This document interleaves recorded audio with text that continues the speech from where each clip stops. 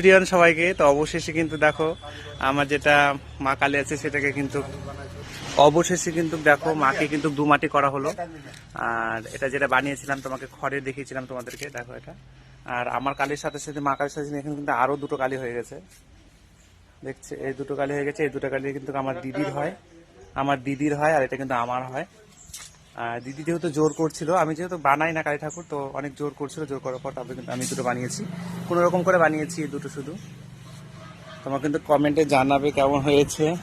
আর আমাকে হেল্প করছে বিশেষ করে এই যে মাটি ছেনে দিচ্ছে, তারপরে আমি আঙ্গুল করছিলাম পায়ের আঙ্গুলগুলো, তারপরে এখানে মুখ আছে, মুখগুলো আজকে লাগিয়ে কমপ্লিট করব।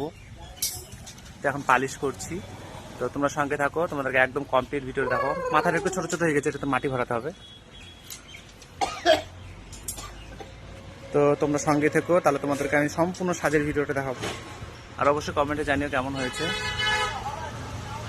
তারা সবাইকে প্রিয়ন সবাইকে। তো অবশেষে দেখো আমি কিন্তু সম্পূর্ণ মাটির কাজটা কিন্তু কমপ্লিট করে নিয়েছি, যতটুকু পেরেছি। জানি আমি ভালো হয়নি, তবুও তোমরা বলবে কেমন হয়েছে।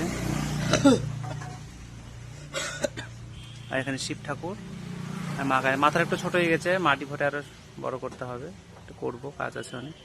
তো কেমন এটা অবশ্যই তোমরা কমেন্টে জানাবে আমাকে। দেখো তোমাদেরকে যেটা বলছি যে এই মা কালীগুলো কিন্তু আমি পুজো করবো না, এগুলো কিন্তু আমাদের মন্দিরে যাবে। আমাদের শ্রী শ্রী আদিশ্যামা মায়ের মন্দির আছে, সেখানে কিন্তু অনেক মা ছোট ছোট মানব যায়। তো এগুলো কিন্তু আদিশ্যামা মায়ের মন্দির চলে যাবে। আর এই ঠাকুরগুলোতে এখনো আঙ্গুল লাগানো হয়নি, মাথা লাগানো হয়নি। এখন এটা কমপ্লিট করলাম, তারপর ওটা লাগাবো।